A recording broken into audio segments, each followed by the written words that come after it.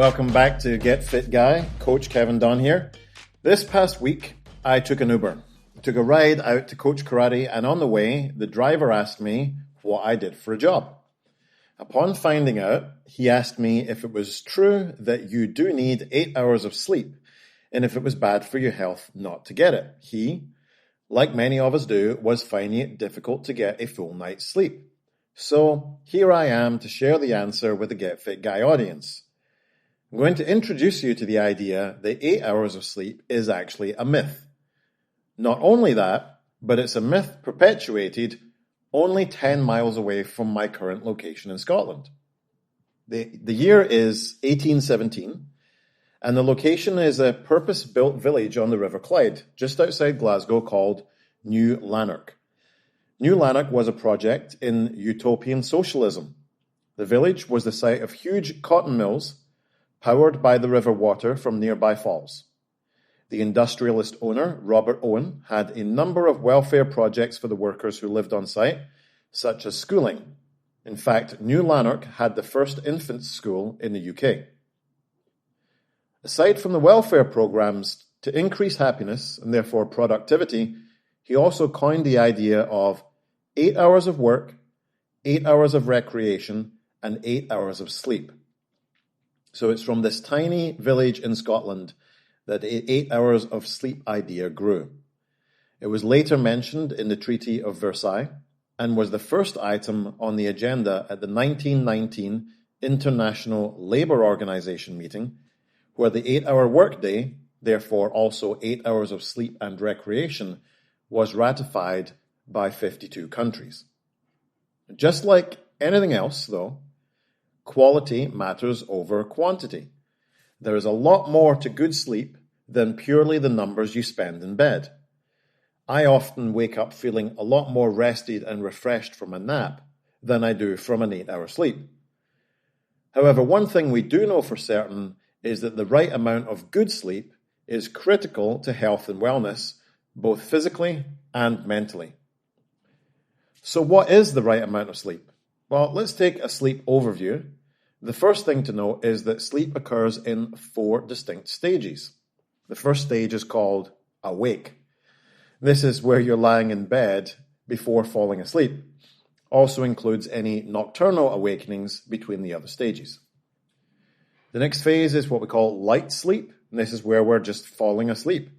Your heart rate falls, your body temperature lowers, respiration rates slow, so do your brain waves, and you may have jerky muscles. The next phase is the most rejuvenating sleep zone, and it's called deep sleep. This is where blood flow increases to your muscles. This helps to repair them. You release growth hormones that help with, obviously, growth in younger years, but also help with repair and recovery for adults, and your brain flushes out waste products. If you wake up from the deep sleep phase, you'll wake up very groggy and disoriented. And the next one is REM, or REM sleep. This stands for rapid eye movement, and this is where you have your most vivid dreams, your brain makes connections, you process learnings that you've had throughout the day, and this stage helps to improve your memory and cognition.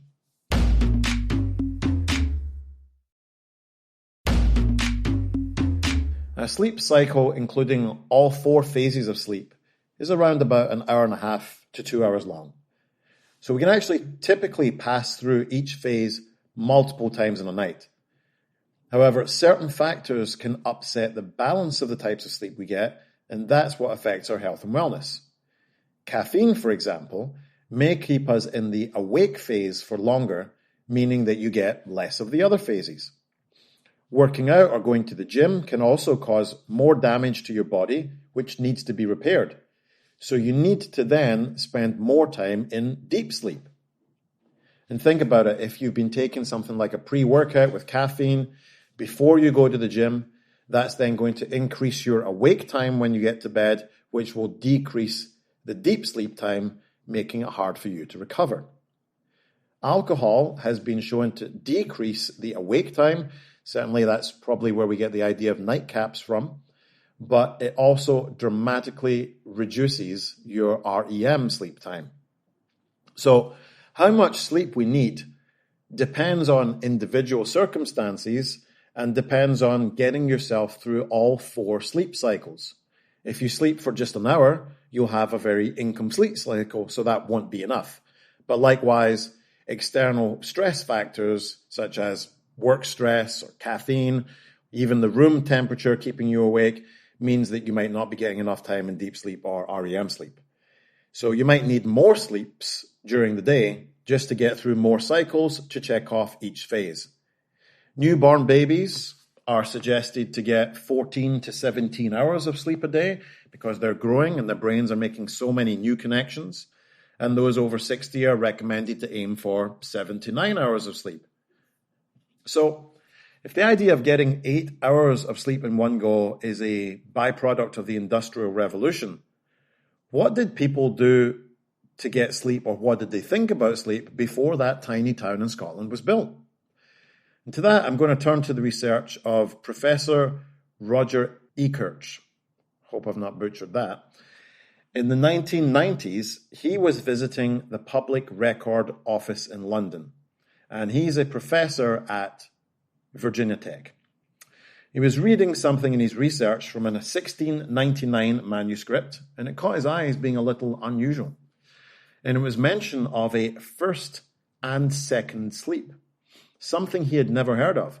So he decided to dig deeper in his research, and over the coming months, in manuscripts dating as far back as the 8th century BC, and as far and wide as Africa, the Middle East, and Australia, he found the same thing mentioned again and again.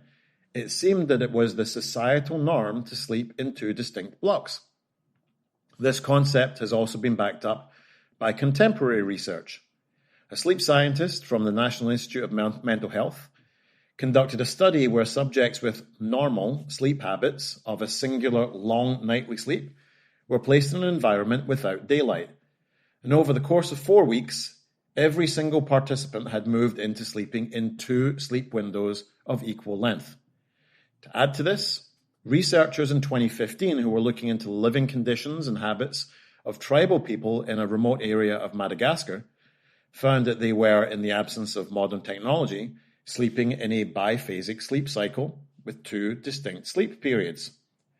So, if we did sleep in a biphasic cycle, why did this habit disappear?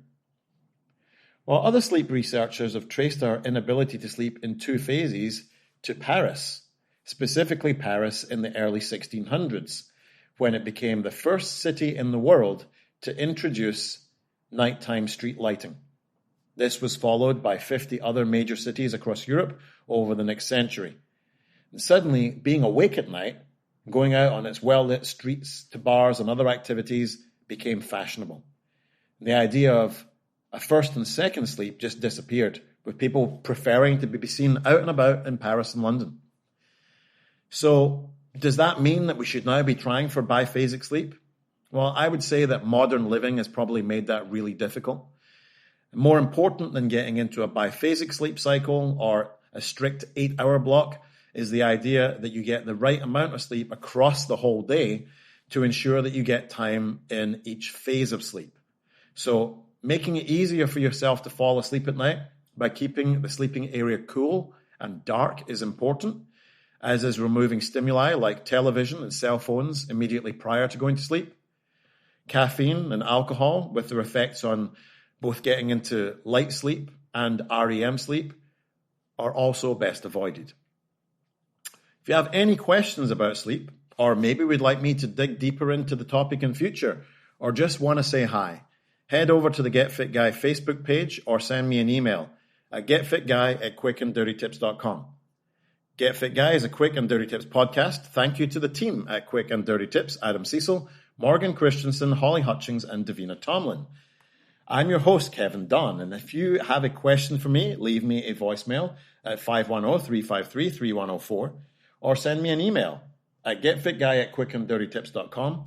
For more information about the show, visit quickanddirtytips.com or check out the show notes in your podcast app.